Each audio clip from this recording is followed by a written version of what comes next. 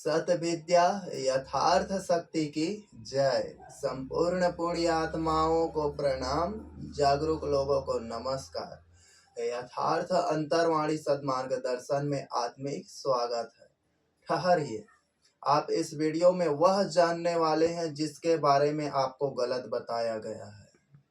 आप के न तो धर्म ग्रंथों में, शास्त्रों में, न ही इतिहासों में, लोगों में और कथा कथितों द्वारा आपको बिल्कुल गलत जानकारी बता है। समाज में एक मिथ्या और गलत अवधारणा पाखंड विद्या फैला है। उस पाखंड को वास्तविक उसका सारांश बताने के लिए इस वीडियो को देखिए, जानिए, क्योंकि आपके जीवन के प्रत्येक मांगलिक कार्य, प्रत्येक उत्सव और जीवन के महत्वपूर्ण 16 संस्कारों में, सभी संस्कारों में उपयोग होने वाला प्राचीन चिर प्रचलित यंत्र है, या फिर चौका है, रंगोली है, या फिर हमारी परंपरा, सांस्कृतिक और आध्यात्मिक चित्र है। उस चित्र का नाम चौका या चौकी बोलते हैं। ऐसे चौका और चौकी के मतलब यह होता है स्थान, तो और बैठने का स्थान चौका माने। इसीलिए आप मिट्टी के घर के सामने में ईंटा पत्थर के आज बन रहा है, पहले मिट्टी से बनता था, उसको चौरा बोलते थे, और छोटा हुआ करता था उसे चौरी बोलते हैं। आज भी घर के बाहर रहता है, हम लोग आंट बोलते हैं या परछी। तो उसी प्रकार से बैठने का पहले मिट्टी का स्थान होता था, बाद में टेबल, कुर्सी, मेज वेज अनेक सारे चीज बन गए हैं, साधन प्रसाधन। खाट अलग होता था। तो जो आपके बीच में हम लोग विशेष करके पीढ़ा को भी इस्तेमाल करते हैं। तो आप देखे होंगे, जब इंसान मरता है तो चौक पूरता है, देवी देवता बैठता है फिर भी चौक पूरता है। उसी के ऊपर लाश को रखते हैं, उसी के ऊपर देवी देवता को बैठाते हैं, उसी के ऊपर हम रंगोली पारते हैं, उसी के ऊपर यंत्र बनाते हैं, उसी का हम पूजा करते हैं। तो एक क्रमबद्ध सिस्टम से 5-7 मिनट का वीडियो है मित्रों। चौका पूरने का इतिहास। चौका पूरने का इतिहास बहुत ही प्राचीन है और यह हिंदू धर्म से संबंधित नहीं है। क्या बोले गुरुजी? हाँ, ये हिंदू धर्म से लेना देना नहीं है। हिंदू सिंधु धर्म ST/SC OBC मूल निवासियों के धर्मों से चोरी करके बना है। तो यह चौका आदिम समय से आदिवासी या मूल निवासियों का देन है। पहले इसको धान से, आप शादी विवाह करते हैं तो धान से इस यंत्र को बनाते हैं, चौका को। कबीर परिवार वाले भी इसको बनाते हैं, यानी भारत के जितने भी धर्म से संबंधित है वह सभी चौका में ही देवी देवता स्थापना करते हैं। तो चौका का आविष्कार आदिवासियों ने किया है। पहले इसका निर्माण अनाज से करते थे और यह यंत्र होता था, और इसी चौका से बाद में हिंदू धर्म ने डुप्लीकेट करके ये ऐसे गोल यंत्र करते हैं या ऐसे ऐसे षटकोण तारा बनाते हैं और षटकोण तारा को गोल घेरते हैं और उसमें 6 ऐसे ऐसे कलियां बनाते हैं। आप देखेंगे तो चौका का ही वो डुप्लीकेट है जो आज का यंत्र है, श्री यंत्र है, जो भी है।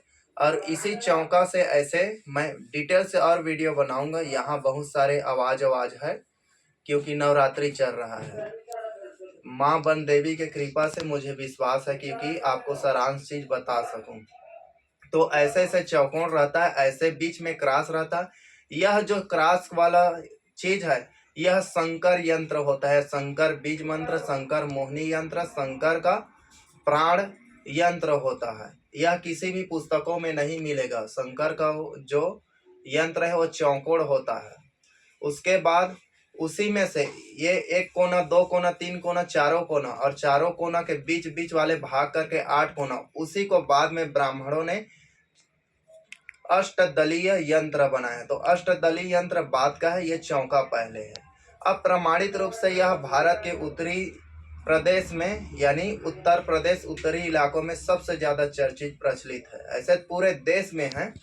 अब आपके पुस्तकों में, परीक्षाओं में पूछा जाता है रंगोली का आविष्कार कौन से जगह पर हुआ, तो यूपी उत्तर प्रदेश से आता है। अब इसको बनाने का क्या कारण है तो आप सुनकर दंग रह जाएंगे, आप स्तंभित हो जाएंगे। जो आदिवासी लोग हैं वह पहले अपने पूर्वजों की आत्माओं को, देवी देवताओं को और अन्य प्रकार से प्राकृतिक शक्तियों को पूजा करने के लिए चौका का निर्माण करते थे। यह विशेष रूप से प्राकृतिक चीजों से मिलकर बनता था। आटे को चक्की में पीस देते थे, यानी धान को, ये गेहूं को। उसी प्रकार से चावल का पिसान, चाउर पिसान, उससे बनाते थे। उसी प्रकार से गेरुए मिट्टी से बनाते थे। उसी प्रकार से इसे हल्दी से भी बनाते थे। उसी प्रकार से चूने ऊने से भी बनाते थे। यह बनाने की विधि गोबर से ही, जैसे गोवर्धन पूजा में माताएं बहनें गोवर्धन पूजा में गोबर से भी चौका बनाते हैं। तो चौका हमारे उपनयन संस्कार में भी इसका प्रयोग होते हैं। जब बच्चा 6वां दिन होता है षष्ठी में, तो षष्ठी संस्कार के 6वें दिन या फिर 12वें दिन जमीन को लिपाई पोताई करते हैं गोबर से, उसमें चौका करते हैं, उसी में बच्चे को सुलाते हैं। उससे आपके पूर्वजों का आशीर्वाद मिलता है, देवी देवताओं का शक्तियों मिलता है और उस दिन से वह शुद्ध और पवित्र हो जाता है। ऐसा आदिवासियों का अवधारणा था। उसके बाद 12वें दिन भी करते हैं। इसीलिए इंसान के मरने के बाद 12वीं भी मनाते हैं। 12वीं मनाने का ये भी होता है कि 12वां मास या महीना भी होता है। तो चौका जितने भी देवी देवता, भूत प्रेत, आत्मा है, उन सब के आत्माओं को स्थान देने का बहुत ही प्राचीन दुर्लभ यंत्र है। यहाँ पर मैं कलश किया हूँ। इस कलश में जो पीढ़ी है, इस पीढ़ी में चौका बनाया हूँ और 4 प्राचीन स्वास्तिक, त्रिशूल, ओम और गम का मैं यंत्र बनाया हूँ। जो हिंदू धर्म से है बोलेंगे नहीं, ये आदिवासी धर्म से। स्वास्तिक अनंत का प्रतीक है, त्रिशूल त्रिगुणात्मक त्रिशक्ति का प्रतीक है।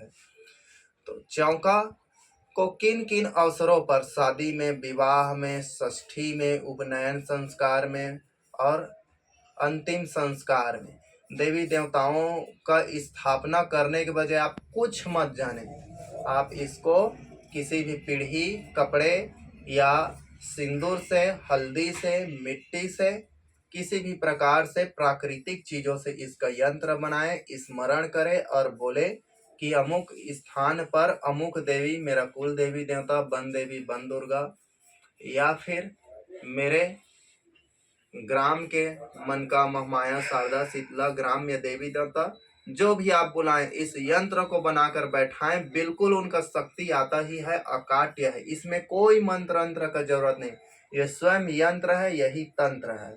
और आप अपने मन को जोड़ दे तो तंत्र मंत्र यंत्र तीनों जुड़ जाएगा, आपके वह शक्ति बिल्कुल आएगा। इसमें कोई मंत्र तंत्र का जरूरत नहीं है। अब इसको बनाने की विधि क्या है? इसको बनाने में कहीं जगह पर खंडन नहीं होना चाहिए और एक यंत्र बनाए हैं, उस यंत्र में उसको डबल दोहराना चाहिए या 3 बार दोहराना चाहिए। उस यंत्र को ऐसे बना लिए तो 3 बार उसी लाइन में बनाकर घुमाइए, वह अष्टदलीय बन जाएगा।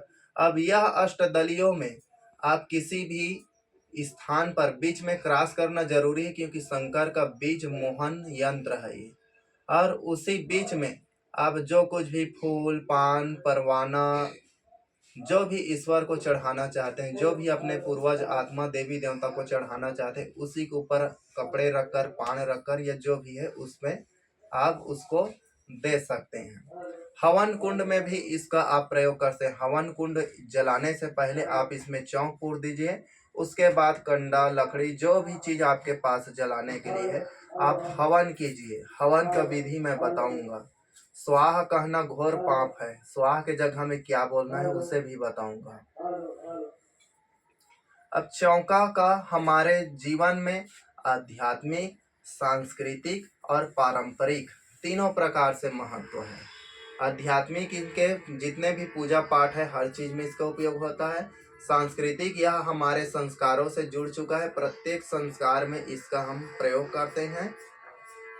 और पारंपरिक, यह हजारों साल से हमारे पूर्वजों द्वारा, पीढ़ियों द्वारा एक हाथ से दूसरे हाथ से ऐसे हस्तांतरण होकर चला है। रंगोली बनाना या चौका बनाना हमारे सबसे कला में, लोक कला में एक महत्वपूर्ण विरासत है हमारा।